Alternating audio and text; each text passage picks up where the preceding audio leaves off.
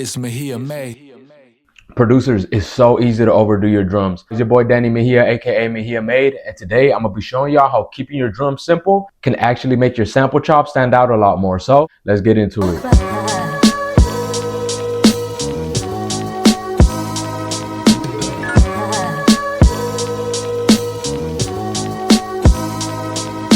The first thing we're gonna start off with is this snare.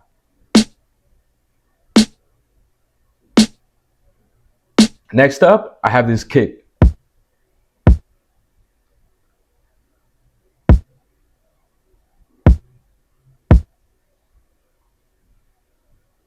With the kick as well, I kept the pattern super simple. However, because the snare was on the grid, for the kick, I did decide to add just a little bit of swing to the beat by not quantizing some of the notes, as we can tell with this note over here and this one as well. After I had added my kick and snare, I wanted to rough up the drums just a little bit more, so I made sure to be very intentional about what type of hi-hat I wanted to use. I decided to go with this hi-hat because it had some grit in there. Let's go ahead and listen to what it sounds like.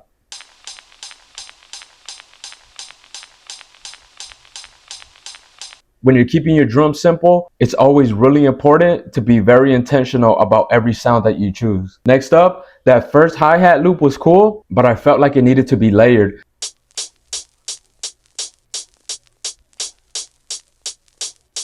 Really quickly, let's go ahead and listen to what they both sound like together.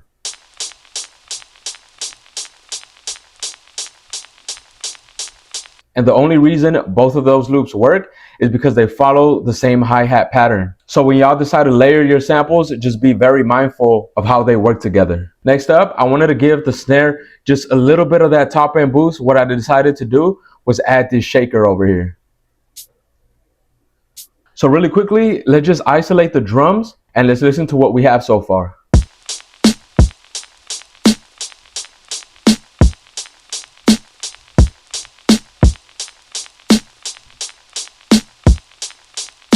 So now that I laid out the foundation of the beat, which are the drums, it's time to dig into the sample chops.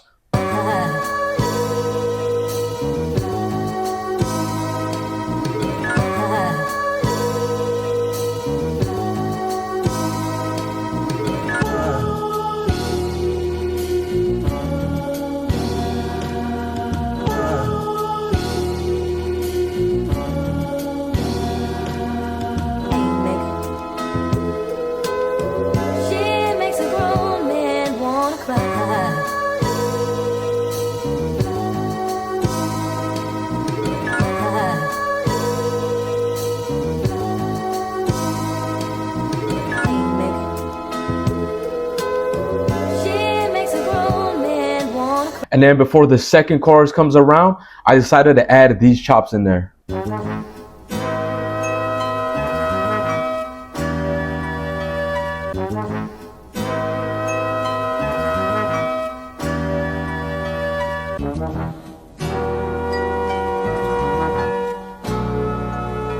So let's dig in a little bit deeper into the sample chops. The VST I used to chop up this sample is Serato sample. So one of the things I did to this sample is I pitched it up by 4 semitones. So let's quickly go through all the chops. This is one of the chops right over here.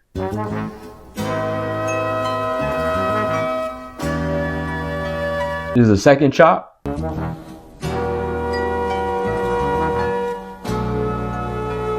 For this second chop, I did pitch it down -5 semitones. And once again, I'm only able to do that because the drums are so simple. If I was doing too much with the drums, this beat would be all over the place. So those were the drums and sample. So now let's finally dig into the effects. So for the drums, I did decide to route them into their own separate bus channel. Let's go through each channel one by one to see what I added, and then let's end it off with the drum channel itself. So first off, for one of the hat loops, I did reduce a lot of that top end all the way up to 195 hertz. For the second hat loop, I did the same as well, but this time I took it all the way up to 297 hertz. For both of the hat loops, I also routed them into their own separate bus channel called hats. The only effect I added is this RX 950 plugin. I brought down the audio bandwidth all the way down to 11,000 hertz. There is one separate sound that I added towards the second half of the beat, which I forgot to mention earlier. Let's go ahead and just solo it really quickly so we can listen to what it sounds like.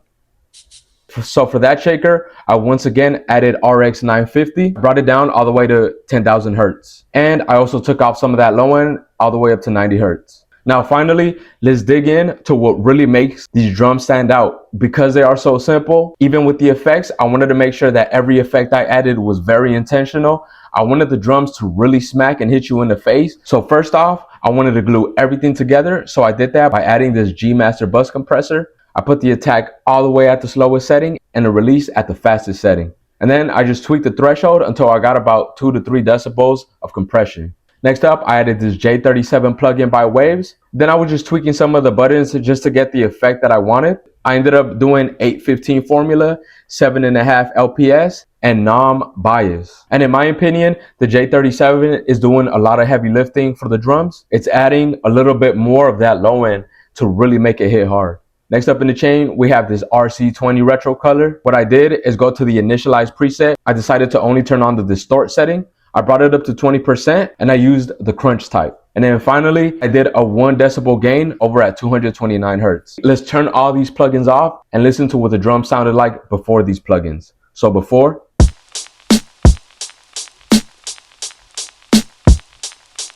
and then after.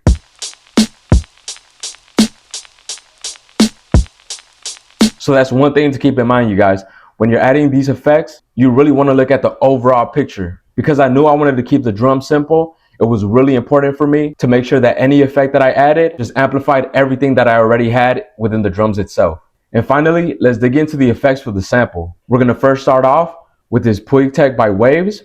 The only thing I use this plugin for is to boost a little bit of that low end at 60 hertz.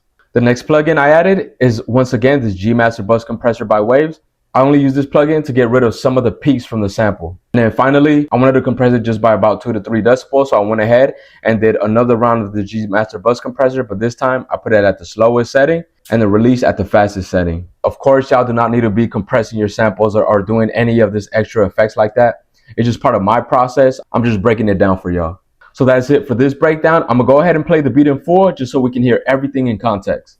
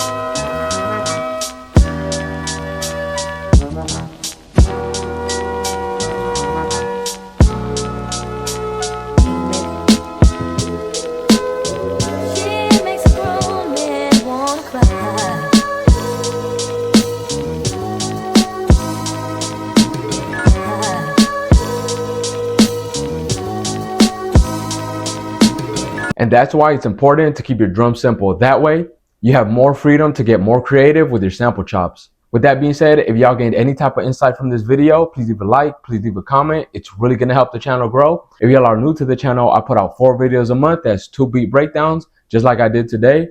I break down my own samples and I also do a sample flip challenge. So I'm gonna catch y'all next week for a new video. Until then, stay blessed.